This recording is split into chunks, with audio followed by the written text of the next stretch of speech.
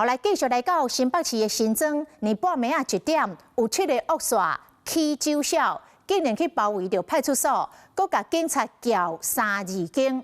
当时这个派出所只有5个警员，赶紧呼叫支援，顺利甲嫌犯来压制。原来是因为有一个太太，伊的后生坠楼死亡，因到派出所要来关心状况，但是啉酒醉，互警方甲因抓落来，因正不满，才来爆发着冲突。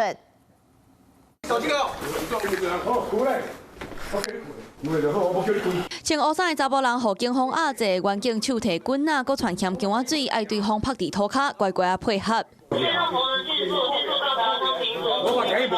警察若用无线电靠支援，地点竟然伫咧派出所，因为这群人昨半暝1点外到新北市新庄分局昌平派出所的门口呛声，甲大批员警发生冲突。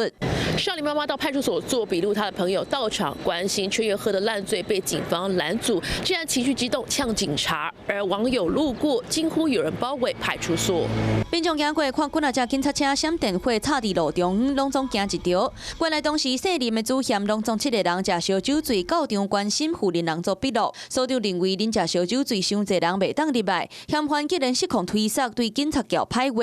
派出所半暝的警力，敢若5个人，就赶紧靠支援。 因饮酒过量导致情绪不稳定，言语中有辱骂远警3字经的情况，其他友人也一起起哄。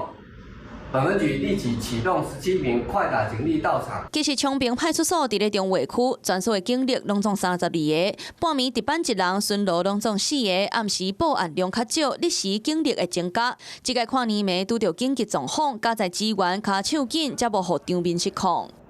Hello， 大家好，我是林依文。想要抢先掌握最及时的新闻资讯吗？赶快订阅、按赞、开启小铃铛，锁定华视新闻的 YouTube 频道。